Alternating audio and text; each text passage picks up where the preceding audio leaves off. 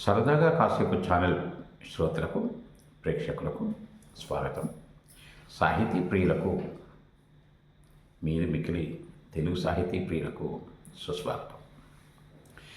నిన్నటి మన ఛానల్లో నిన్నటి వీడియోలో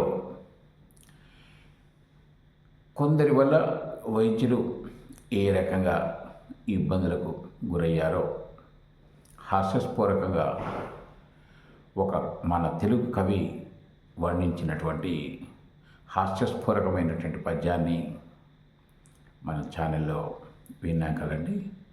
మరి ఈరోజు ఇది కొందరు వైద్యుల వల్ల కొందరు ఏ రకమైనటువంటి ఇబ్బందులకు గురయ్యారో మరో తెలుగు కవి హాస్యస్ఫూరకంగా వర్ణించినటువంటి పద్యాన్ని ఈరోజు విందాం. మరి ఇంకేది కాల్సం. వైద్యుడొచ్చిన మాత్రాన వణుకు పుట్టే, సంచి విప్పిన మాత్రాన చలువ కమ్మే, మాత్రలిచ్చిన మాత్రాన మతియు తప్పే, ఓరి నీ చేతి మాత్ర వైకుంఠయాత్ర, ఓరి నీ చేతి మాత్ర వైకుంఠయాత్ర. అంటే ఇది చికిత్స కొరకని వైద్యుడిని పిలిచారు వాళ్ళ కుటుంబ సభ్యులు.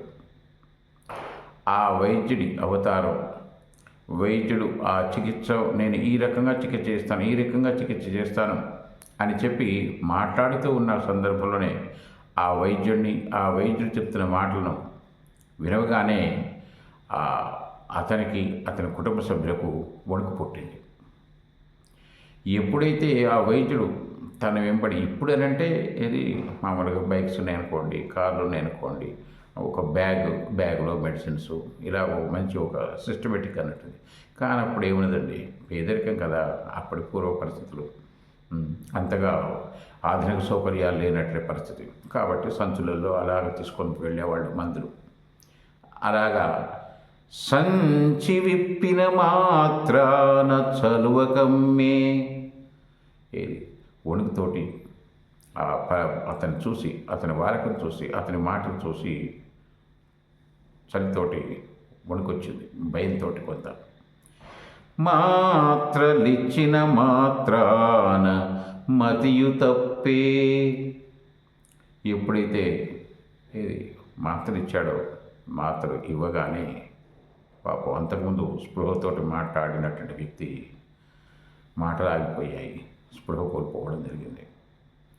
ఓరి నీ చేతి మాత్ర వైకుంఠయాత్ర, ఓ నాయనా, నీ మాత్ర చిన్న మాత్ర కాదురా నాయన, చికిత్స అని చెప్పి నీ దగ్గరికి వస్తే నువ్వు ఇచ్చిన మాత్ర వల్ల మా వాడు ఏకంగా వైకుంఠ యాత్రనే చేసే పరిస్థితి తీసుకొచ్చావు కదా అని చెప్పి వైద్యుని గురించి ఒకళ్ళు ఓ కవి హాస్యస్ఫూరకంగా వర్ణించాడు.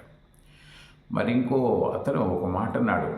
ఏంటి అని అంటే, వైద్యుడు యమధర్మరాజు ఇద్దరు ఉన్నట్టయితే ఓ రకంగా చెప్పాలి అంటే యమధర్మరాజే నయం, కేవలం ప్రాణాన్నే తీసుకొని వెళ్తాడు.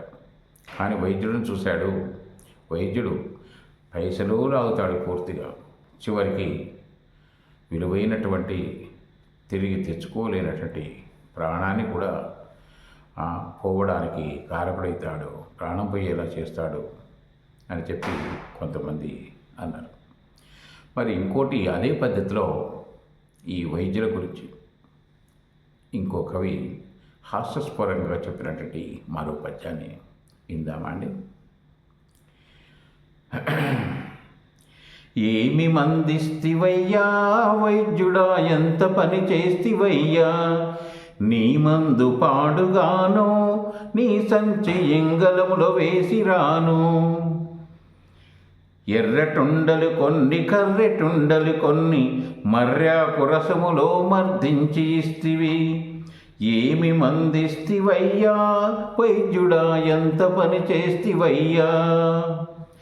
కాశ పువ్వుకు 2 దోసముళ్ళకు 2 ముంగాల కీసలేసి మా నోట్లో మన్నెంత పోస్తివయ్యా.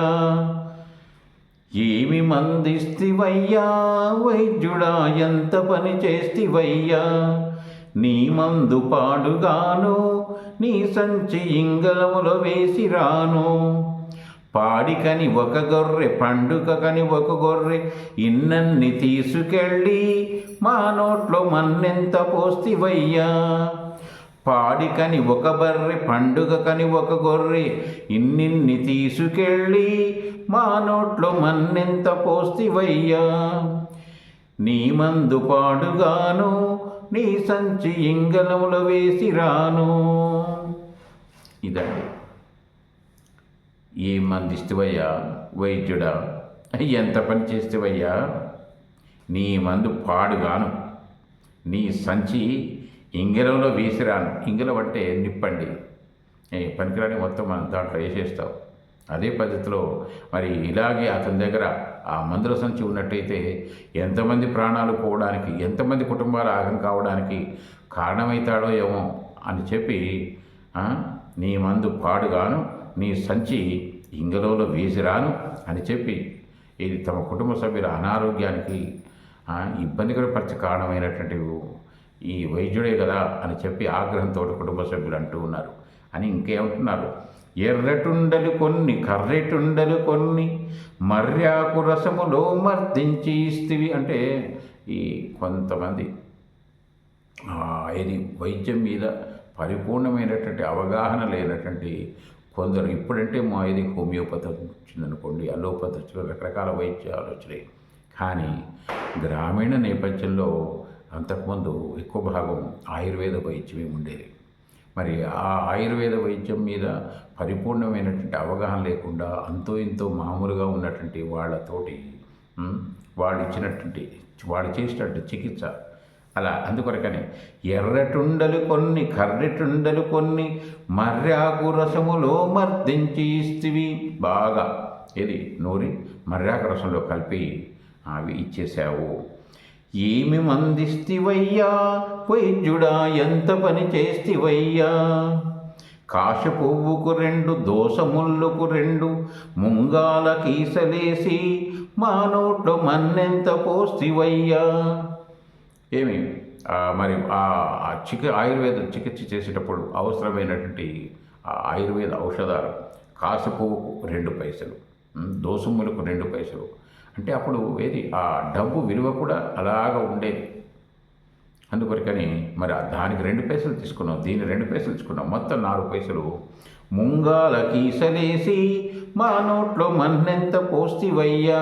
ముంగాల అంటే ముందనే ఏది చికిత్స అయిపోయింది, పూర్తిగా ఏది క్యూర్ అయిపోయింది అనేటువంటిది లేకుండా వెంటనే వచ్చేసావు ఇచ్చేసావు, వెంటనే డబ్బులు తీసుకొని ముంగాల అంటే ముందనే కీసలో వేసి అంటే జేబులో వేసి. ఇంతకుముందు ఇది కొన్ని సందర్భాల్లో కొన్ని చోట్ల ఇంతకుముందు మన వాళ్ళు ఈ జేబును కీస అనేవాళ్ళు.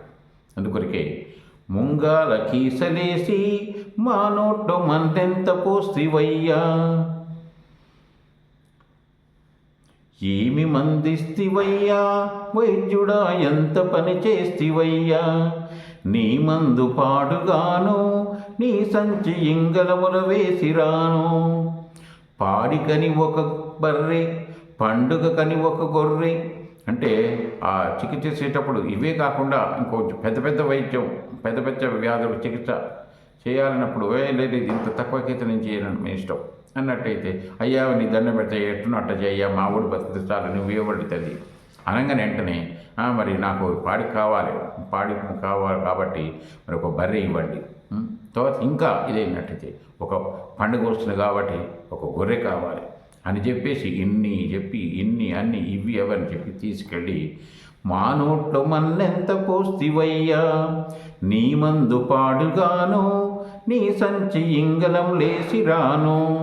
నీ మందు పాడుగాను నీ సంచిని నీ మందుల సంచిని ఇంగళంలో వేసిరాను అంటే నీ సంచిని నిప్పులో వేసిరాను అని చెప్పి ఏది అంతంత మాత్రం పరిపూర్ణమైనటువంటి ఆయుర్వేద వైద్య చికిత్స మీద అవగాహన లేనటువంటి కొంతమంది వైద్యుల వల్ల మరి కొందరు పడుతున్నటువంటి అవస్థలను వర్ణిస్తూ మన తెలుగు కవి హాస్యస్ఫూరకంగా రచించినటువంటిది ఇది.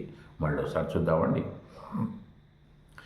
ఏమి మందిస్తివయ్యా వైద్యుడా, ఎంత పని చేస్తివయ్యా, నీ మందు పాడుగాను నీ సంచి ఇంగలముల వేసిరాను, ఎర్రటుండలు కొన్ని కర్రెటుండలు కొన్ని మర్యాకు రసములో మర్దించి ఇస్తివి, ఏమి మందిస్తివయ్యా వైద్యుడా, ఎంత పని చేస్తివయ్యా, కాసె పువ్వుకు 2 దోసముళ్ళకు 2 ముంగాల కీసలేసి మా నోట్లో మన్నెంత పోస్తివయ్యా, పాడికని ఒక బర్రె పండుగని ఒక గొర్రె ఇన్నన్ని తీసుకెళ్ళి మా నోట్లో మన్నెంత పోస్తివయ్యా, నీ మందు పాడుగాను నీ సంచి ఇంగలం లేసిరాను, నీ మందు పాడుగాను నీ సంచి ఇంగలం లేసిరాను. మరి ఈ పద్యం ఇది హాస్యస్ఫూరకంగా రచించినటువంటిది. మరి ఈ పద్యం మీకు నచ్చినట్లయితే, మెచ్చినట్లయితే లైక్ చేయండి, షేర్ చేయండి, సబ్స్క్రైబ్ చేయండి. మీ యొక్క విలువైనటువంటి సముచితమైనటువంటి సలహాలను కామెంట్స్ రూపంలో, కాంప్లిమెంట్స్ రూపంలో ఆహ్వానిస్తూ మీరిచ్చేటువంటి ప్రతి విలువైన అమూల్యమైనటువంటి సలహా మీ దగ్గరికి తీసుకొచ్చేటువంటి వీడియోస్కు పసిడికి పరిమళం ఆపినట్టుగా ఉంటుందని తెలియజేస్తూ మరోమారు మీ అందరికీ నమస్కారాలతో మీ సరదాగా కాసేపు ఛానల్